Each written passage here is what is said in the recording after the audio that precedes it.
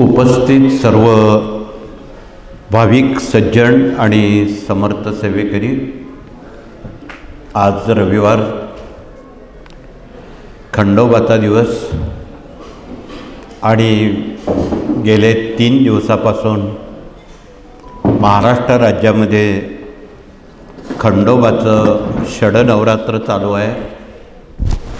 याचं औचित्य ठेवून भगवान खंडेराव हे महाराष्ट्राचं लाडकं कुलदैवत आहे। ते भगवान शिवाचा पूर्ण अवतार आहे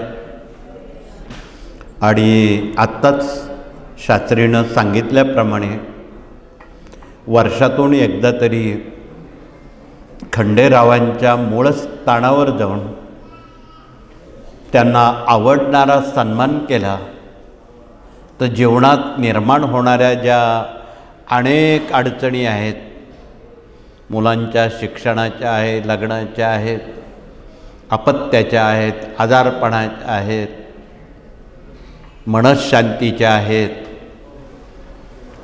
या साऱ्या समस्या या सेवेनं निवारण होतात। म्हणून कुटुंब प्रतिनिधी आणि प्रमुखांनी वर्षात येणाऱ्या प्रति रविवारी हा मल्हारी सप्तशती जर ग्रंथाचं पठन वाचन मनन केलं, फार काही करण्याची गरज पडेल असं वाटत नाही। म्हणून आमच्या प्रतिनिधींनी या ग्रंथाचा परिचय करून द्यावा।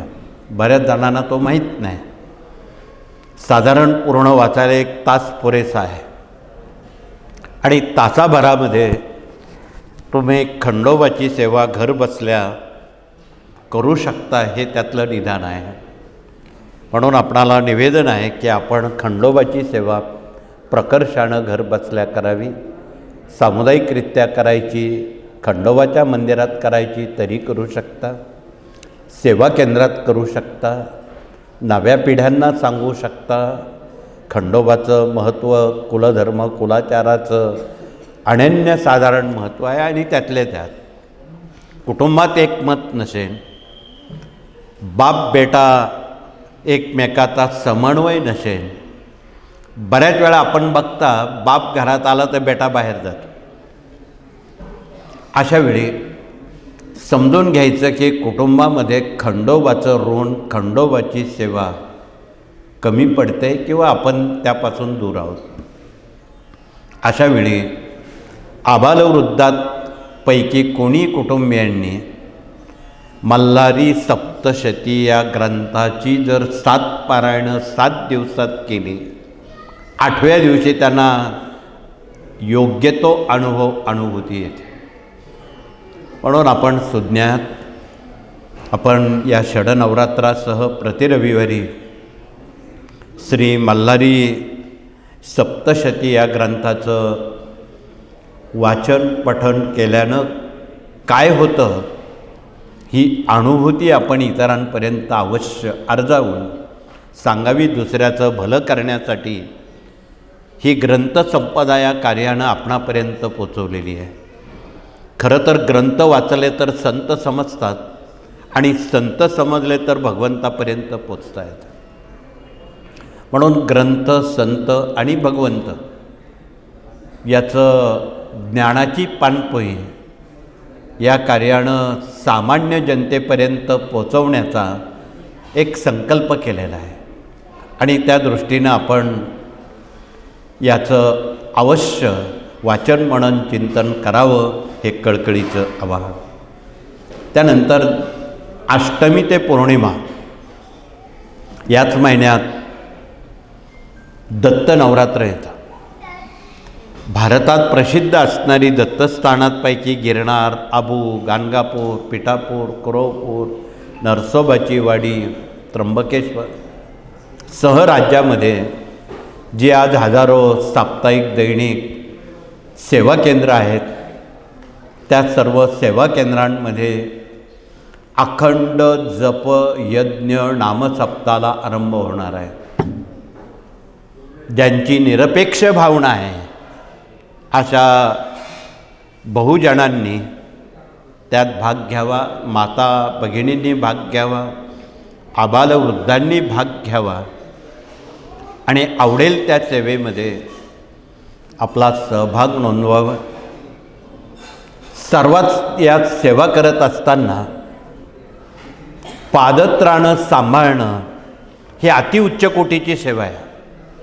न जाणो कदाचित दत्त महाराजांचं पायतन आपल्या हातून स्वच्छ करण्याची अनोखी नामी संधी दत्त महाराज आपल्याला देऊ शकतात, परीक्षा बघू शकतात. म्हणून पंजाबमध्ये सुवर्ण मंदिरात हजारो वर्षाच्या परंपरेमध्ये किती मोठा मनुष्य असला तो वर्षातून 3 दिवस तिथे लोकांच्या चपला साफ करतो.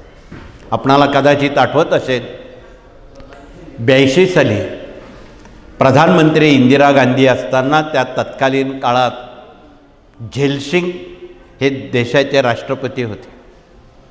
त्यांच्या गुरूंनी त्यांना आज्ञा केली सुवर्ण मंदिरात, तू जरी बाबा राष्ट्रपती असला पण तुला 3 दिवस लोकांच्या चपला पुसाव्या लागतील.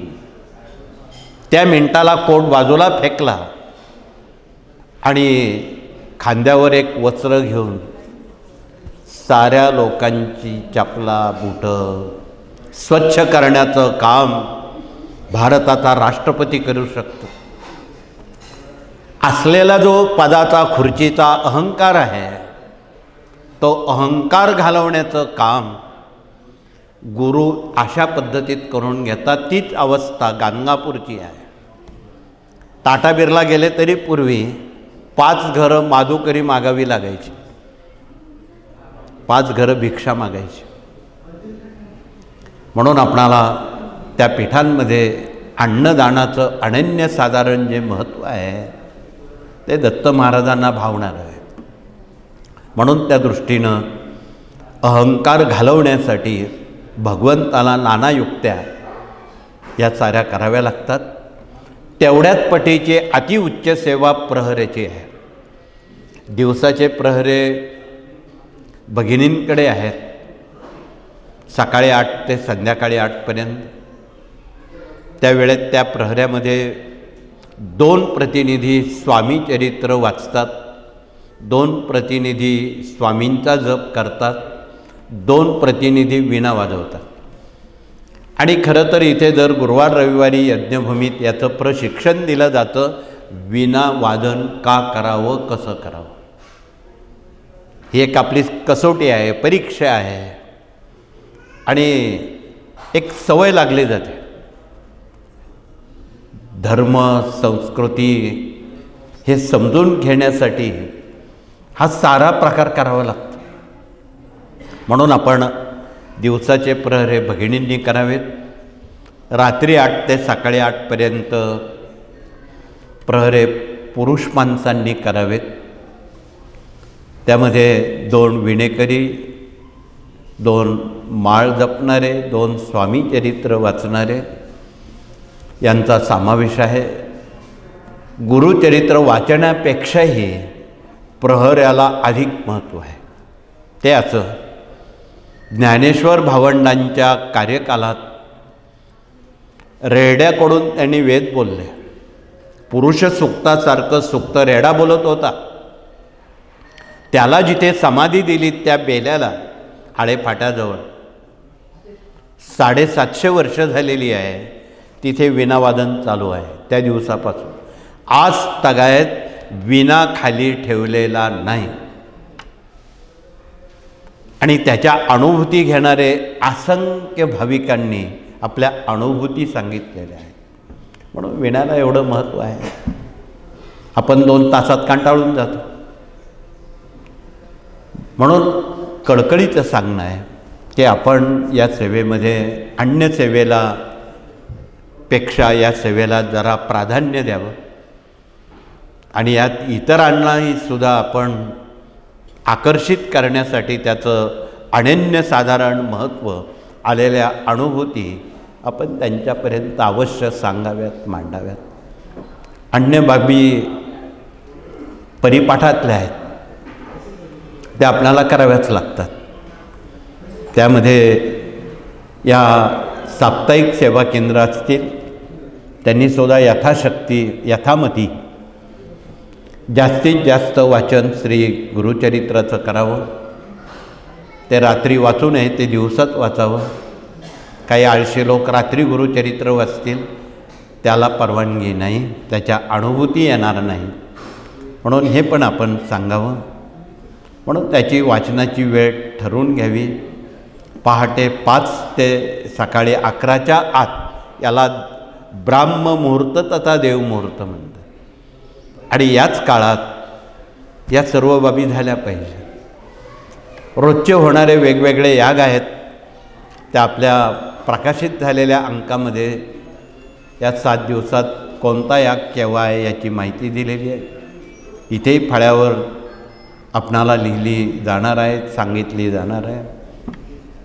तथापि ज्यांना गाणगापूर, नरसोबाची वाडी, पिठापूर, कोरोपूर या ठिकाणी जायचं आहे पारायणाला, त्यांनी आपली कृपया त्र्यंबकेश्वरसह नावं द्यावी.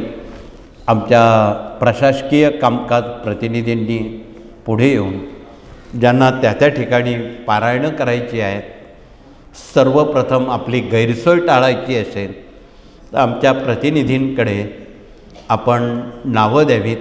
म्हणजे त्या ठिकाणची आपली गैरसोय दूर होऊन पारायण करण्याला आपणाला एक पर्वणी तथा संधी मिळेल. या सर्व बाबी या पारायणाच्या झाल्यात. आणि आज दिवसभरात आपण प्रश्न उत्तराच्या माध्यमातून जनतेला समस्यामुक्त दुःखमुक्त करण्यासाठी हा स्वामींचा दरबार आहे, जनता दरबार आहे. जगातून देशातून असंख्य भाविक आपल्या समस्या स्वामी चरणावर मांडायला येतात.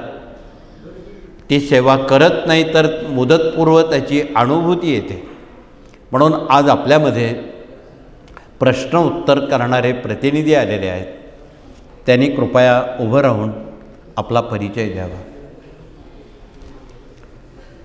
अस्तमानपर्यंत हा विभाग चालणार आहे, तर कृपया आपल्या सर्व समस्या आपण पेपरवर लेखी स्वरूपात कुटुंबाच्या सर्व समस्या एकाच पेपरवर कृपया मांडाव्यात, म्हणजे गोंधळ होणार नाही. या विभागातून विनामूल्य मार्गदर्शनातून हे स्वामी कार्य जनमानसापर्यंत पोचायला ही एक नामी संधी उपलब्ध झालेली आहे. तर पुढचा विभाग मूल्य शिक्षणात आमचे गुरुजन प्रतिनिधी मागे नाहीत. त्यांनी आपला परिचय देऊन आपलं वार्धक्य म्हातारपण सुखात जाण्यासाठी आणि देशातले वृद्धाश्रम वाढू नये, ते बंद व्हावेत यासाठी, आदर्श पुंडलिक आदर्श श्रावणबाळ होण्यासाठी कोवळ्या मनांवर संस्कार करणं गरजेचं आहे. म्हणून संस्कार केले तर संस्कृती टिकेल, संस्कृती टिकली तर धर्म टिकेल, आणि धर्म टिकला तरच देश टिकेल.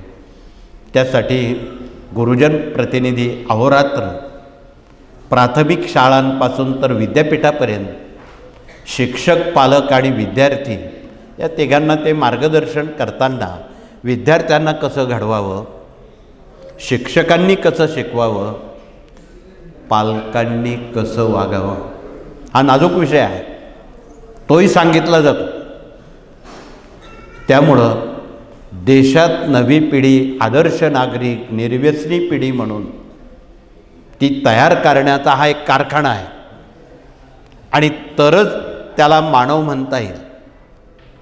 आज देशात जगात काय चाललं आहे हे ज्योतिषांनी सांगण्याची जरूर नाही.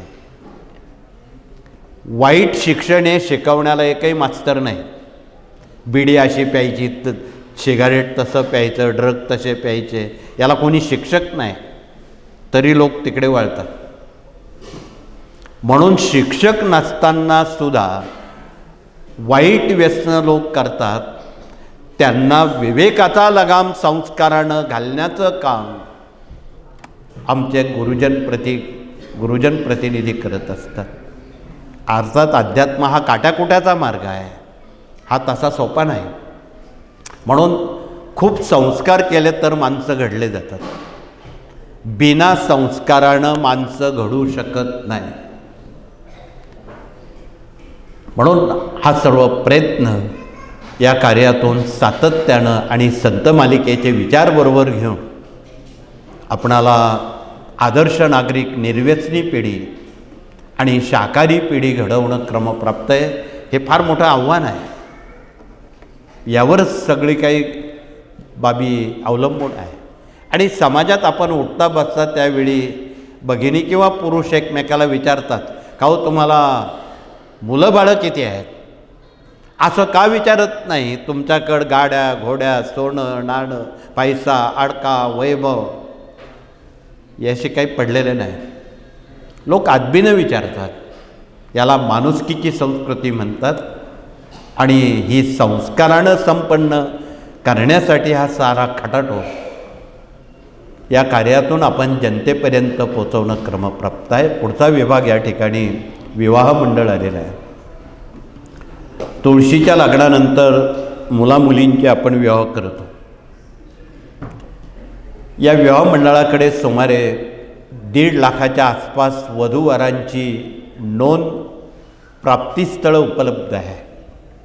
त्याचा आपण लाभ घ्यावा. बिना हुंड्यानं, बिना सोन्या नाण्यानं, अति अल्प खर्चानं, साखरपुड्यासारख्या छोट्या खाणी कार्यक्रमात कमी लोकांमध्ये आपण मुलामुलींची विवाह करावे.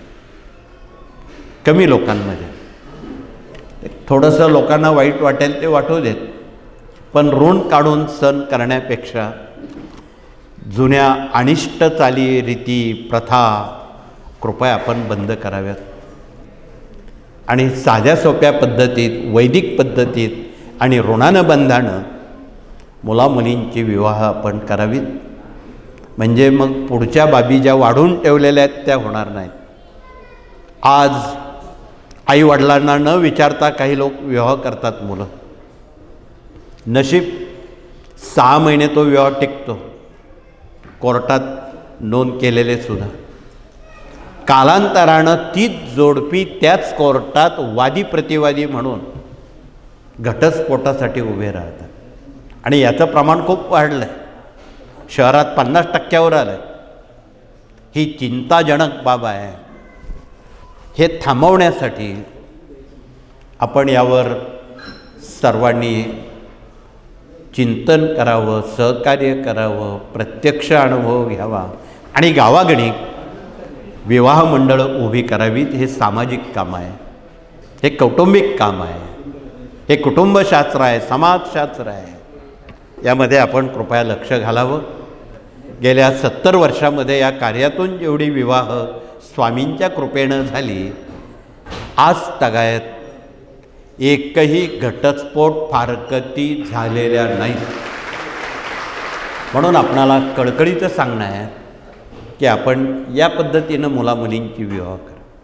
भले गुण कमी असतील तर चालतील, परंतु संस्कार हा महत्त्वाचा मुद्दा आहे. त्याचा आपण कृपया सहानुभूतीपूर्वक विचार करावा. हे कळकळीचं आवाहन. पुढचा विभाग कृषी प्रतिनिधी आलेले आहेत. आणि आगामी कृषी सोहळा 23 जानेवारी ते 27 जानेवारी नाशिक येथे सर्व राज्यातल्या शेतकऱ्यांना एक आवाहन केलेलं आहे. खचून जाऊ नका, आत्महत्या करू नका. त्यांची मनांना उभारी देण्याचं काम, आत्मविश्वास देण्याचं काम हे कृषी मेळावे करत असतात. म्हणून त्यासाठी शेतकऱ्यांच्या मुलांना पायावर उभं करण्यासाठी अनेक कंपन्या पुढे आलेल्या आहेत. आमच्या जिल्हा, तालुका, केंद्र प्रतिनिधींनी सगळ्यात आधी काम कोणतं करावं? आत्महत्या पीडित शेतकऱ्यांच्या मुलामुलींच्या विवाहाचा आणि नोकरीचा पायावर उभं करण्याचा, आणि जे शहीद जवान आहेत, देशाचं संरक्षण करतायत, त्यांच्या मुलामुलींचा आधी प्राधान्य द्यावं. हे जर आपण दिलं तर खरी समाजसेवा तुमच्या हातून होईल. आणि खरं तर या कार्यातून आपण सर्वजण 20% स्वामींची सेवा करतो, फार नाही करत. 80% सामाजिक बांधिलकी आपण करत आहात आणि करावी लागणार आहे. आणि याच विषयावर आपण हे सेवेकऱ्यांचं ग्राम अभियान जनतेपर्यंत माणुसकीशास्त्र वाढण्यासाठी आपल्याला पोचवायचं आहे. अन्य विषय गौण आहे. कालच्या 4 महिन्यामध्ये मराठवाड्यात काय नुकसान झाले याची पुनरावृत्ती करण्याची गरज नाही. पण आपल्या सर्व सेवेकऱ्यांनी राज्यामध्ये मराठवाड्याला मदत केली. तिथे अन्नाची पाकिटं पाठवली, कपडे पाठवले, मुलांची शालेय साहित्य पाठवलं.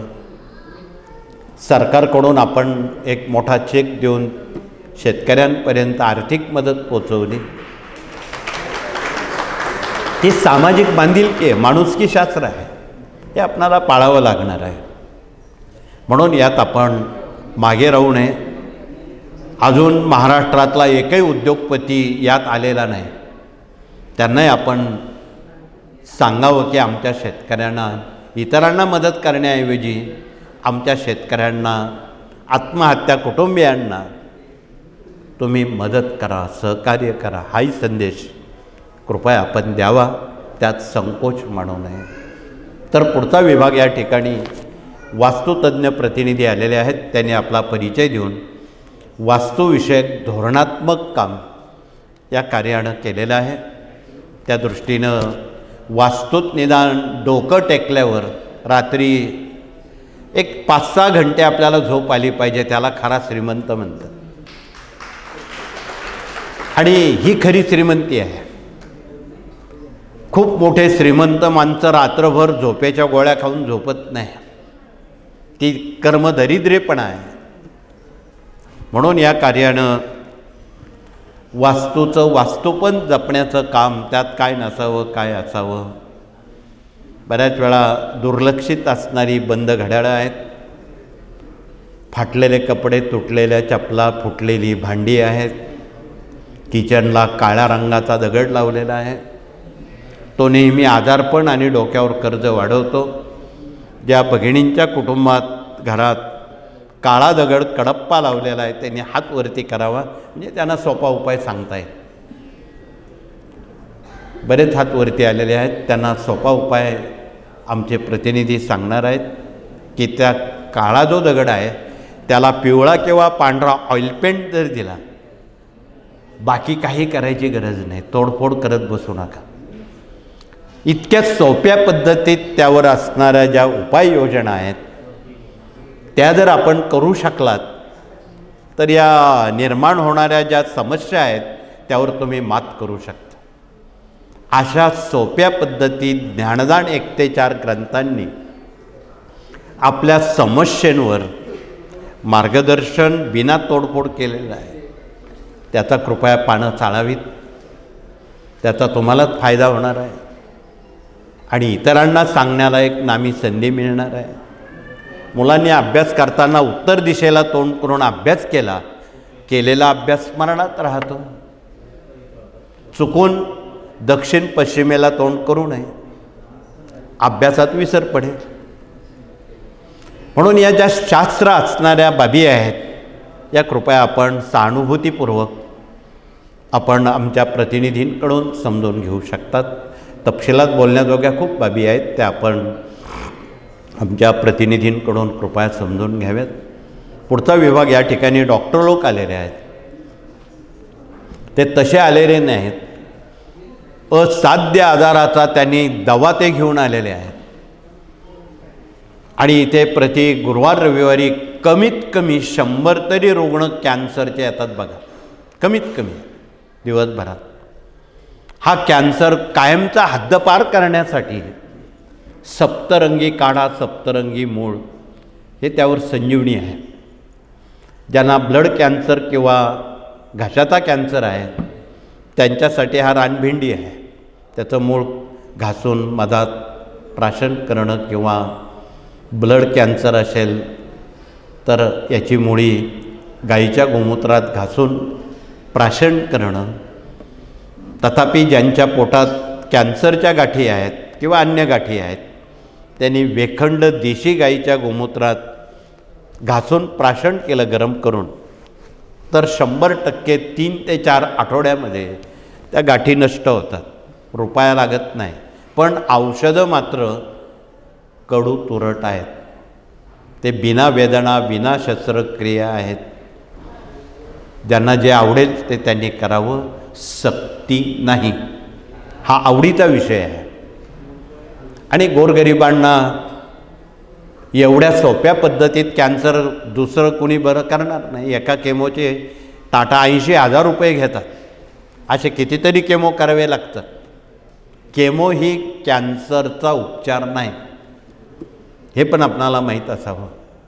म्हणून त्यासाठी काही आयुर्वेदानं पथ्य दिलेली आहे की आहारामध्ये वांगी, वाटाणा, उडीद, बाजरी, मका, हिरवी मिरची हे जर वर्ज्य करता आलं तर त्या माणसाला हे आजार होणार नाहीत.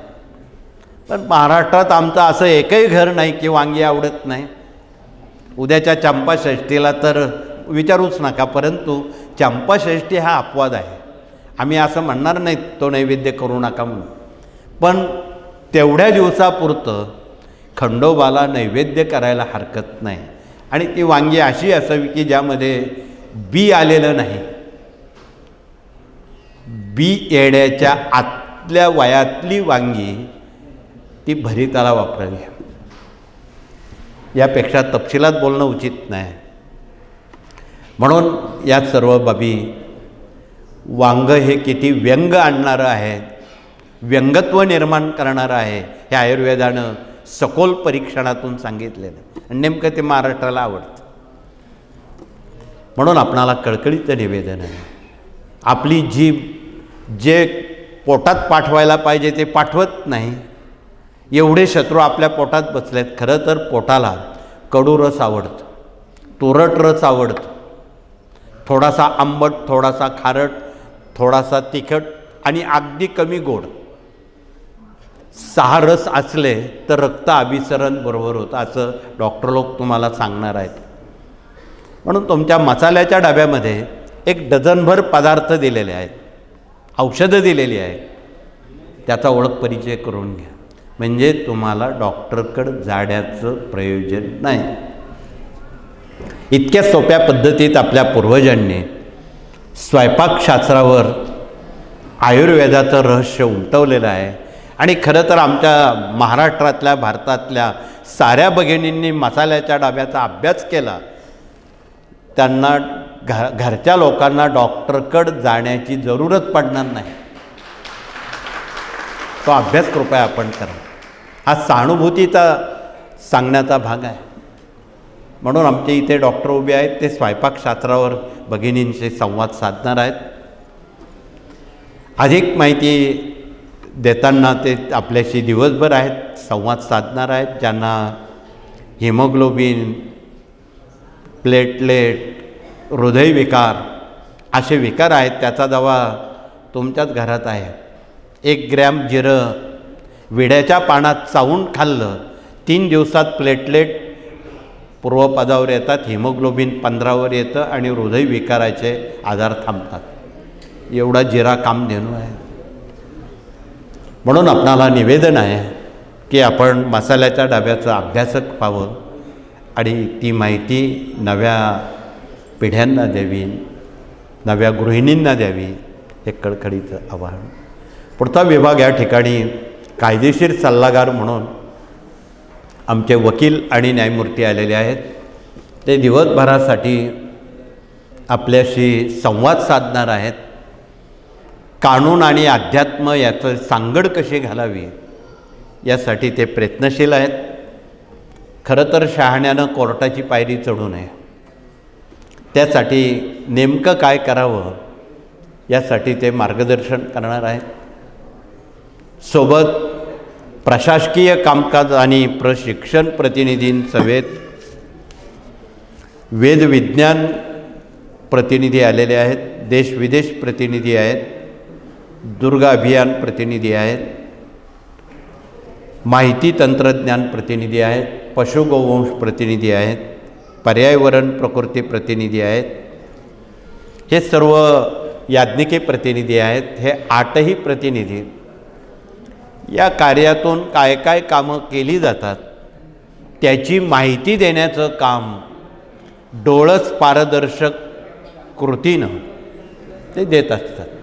म्हणून आपण या महत्त्वाच्या माहितीचा कृपया आपण लाभ घ्यावा आणि जनतेला सुज्ञ बनवावं, हे कळकळीचं आव्हान आहे. याज्ञिकी विभागानं तो ध्वज आणि भूकंप यंत्र दाखवत आहेत की आगामी अजून काही बऱ्याच गोष्टी वाढून ठेवलेल्या आहेत. वादळ थांबवायचं असेल तर हा ध्वज मारुती रायाचा आहे, त्याखाली बसून आपण हनुमान चालिसा किंवा मारुती स्तोत्र वाचलं तर मोजून 3 मिनिटात वादळ बंद होतं. भूकंप त्याची तीव्रता कमी करण्याचं काम हे भूकंप यंत्र करतं. आगामी काळात काही वाढून ठेवलेलं आहे की 8 ते 10 रिश्टर भूकंप होणार आहेत.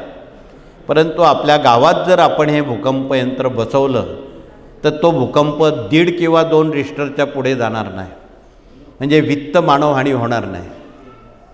म्हणून या साऱ्या बाबी आपण सुज्ञपणानं समजून घेण्याचं करावं आणि जनतेला सहकार्य करावं. हाही मसुदा समाजशास्त्रातून या कार्यानं दिलेला आहे. तर शेवटचा विभाग मराठी अस्मिता आणि भारतीय संस्कृती आमच्या माता भगिनींनी नव्या पिढ्यांपर्यंत पोचवलेला आहे. प्रति महिन्यात येणारे सण आहेत, वार आहेत, व्रत आहेत, वैकल्य आहेत, नवरात्र आहेत, गोत्र आहे, देवी आहे, खंडोबा आहे. ही सारी कुलधर्म, कुलाचार, खंडोबाचं महत्त्व काय, देवीचं महत्त्व काय, ग्रामदेवता, इष्टदेवता, स्थापित देवता, आराध्य देवता, याची उकल, याचं महत्त्व या विभागातून एक पुरोहित जसं सांगतात तशा ह्या भगिनी सांगतात आणि प्रति महिन्याला स्वतः सत्यनारायण करतात. आपल्याला आश्चर्य वाटेल. तथापि ज्या भगिनी प्रति पौर्णिमेला स्वतः लक्ष्मी व्रत सत्यनारायणाचं करतात त्यांनी हात वरती करावेत. थोडेसे हात आज वरती आलेत, अन्य भगिनी नव्या आहेत. त्या प्रति पौर्णिमेला श्रीयंत्राच्या उपासक अभ्यासक आहेत. एक वाटीभर शेऱ्याचा प्रसाद बनवतात. मराठी ही 5 अध्यायाची पोथी वाचतात.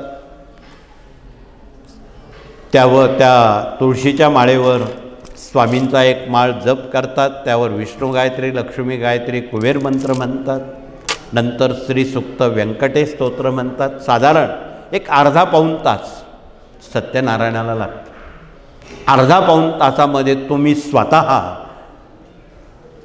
घरचे घरी सत्यनारायण बिना खर्चिक करतात, कारण लागणारं साहित्य तुमच्या घरात आहे.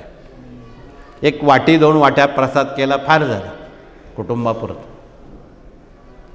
कमी करा किंवा जास्त करा असं म्हणण्याचा भाग नाही. आपणाला जेवढा करायचा तेवढा करू शकतो. म्हणून आपण या सर्व बाबी कराव्यात. आणि बऱ्याच जणांना सेवेकरी व्हावंसं वाटतं. त्यांनी रोज स्वामी चरित्राचे 3 अध्याय क्रमशः वाचावेत. 11 माळा श्री स्वामी समर्थ जप करावा. माळेवर करता आला पाहिजे. म्हणून नामसप्ताहात त्याचं प्रशिक्षण घेतलं जातं. रोज प्रत्येकानं पंचमहायज्ञ करावेत. इथे आलेले सेवेकरी जे रोज पंचमहायज्ञ करतात, कृपया त्यांनी हात वरती करावेत. थोडेसे हात वरती आलेत. तुम्ही इतरांना सांगा त्या 5 यज्ञांचं महत्त्व काय आहे. ते बिना पैशाचे आहेत, बिना खर्चिक आहेत, घरच्या घरी आणि 5 मिनिटात करण्याजोगे आहेत. गाईला घासभर अन्न देणं त्याला ऋषी यज्ञ म्हणतात. कावळ्याला घासभर अन्न देणं त्याला पितृयज्ञ म्हणतात. मनुष्याला भोजन देणं त्याला मनुष्ययज्ञ म्हणतात. एका रद्दी पेपरवर तूप टाकून जाळणं, अग्नीला तूप, देवयज्ञ म्हणतात. 2 बोटात साखर मावेन मुंग्यांना घालणं त्याला भूतयज्ञ म्हणतात. किती सोपी कामं आहे. यात कुणी नाही म्हणू शकत नाही. अमेरिकेसारख्या ठिकाणी सुद्धा आपले काही सेवेकरी तिथे पंचमहायज्ञ रोज करतायत. मुंबईत 25व्या मजल्यावर करतायत. सबब सांगत नाही. म्हणून आपणाला कळकळीचं निवेदन आहे की आपण या सर्व बाबी प्रकर्षानं, प्रामुख्यानं या करा आणि बघा काय झालं ते, काय अनुभव येतो तो बघा. डोक्यावरचं ओझं हळूहळू कमी होऊन हळूहळू तुम्ही मनशांतीकडे स्वामींचे आदर्श सेवेकरी, निर्व्यसनी सेवेकरी म्हणून आणि आदर्श नागरिक म्हणून तुमची ख्याती होईल. भगवंताकडे यापेक्षा काही मागू नये. मागून मागून तुम्ही काय मागणार आहात? आमच्या संत मालिकेनं देवाकडे काही मागितलं नाही. संत श्रेष्ठ तुकाराम महाराजांनी सुद्धा काही मागितलं नाही. उलट असं मागितलं, इतरांचं दुःख तू मला दे म्हणजे मी तुझे पाय घट्ट धरेन. असं कोणी आज मागेल का? रामदास स्वामींसारख्या संत श्रेष्ठांनी समोर प्रभू रामचंद्र येऊन उभे ठाकले असताना सुद्धा हात जोडून त्यांना विनंती केली टाकळीला, हे प्रभो, मला तुझ्याकडं काही मागायचं नाही. मला मोक्ष नको, मुक्ती नको, धन नको, संपदा नको, काही नको. फक्त देता आलं मला 4 विचार द्या. कोणते? कोमल करणी दे रामा, विमल करणी दे रामा, सज्जन संगती दे रामा, अभेद्य भक्ती दे रामा.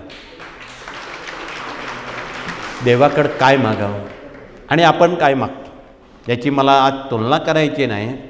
परंतु आपण सर्वजण सुज्ञ आहात.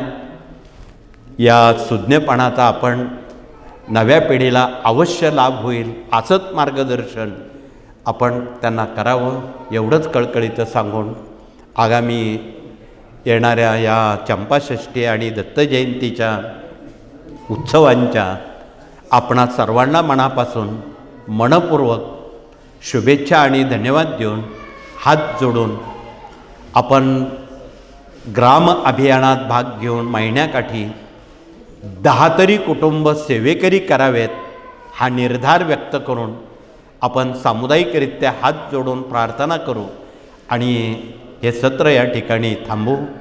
तथापि मौनानं प्रार्थनेनंतर आपण नंबर 1च्या गेटनं भगिनी जातील.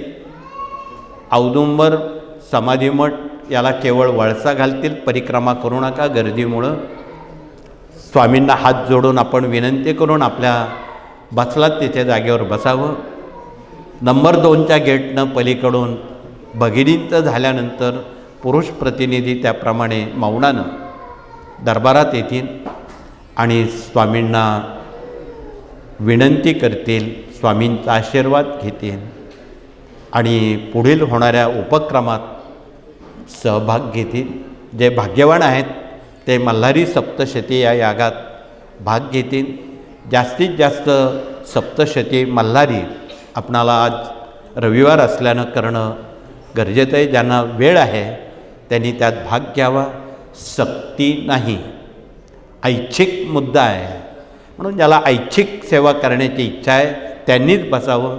ज्यांना घाई आहे त्यांनी मौनानं जायला हरकत नाही. पुनश्च आपणा सर्वांना शुभेच्छा देऊन हात जोडून प्रार्थना करू आणि हे सत्र या ठिकाणी थांबू. श्री स्वामी समर्थ.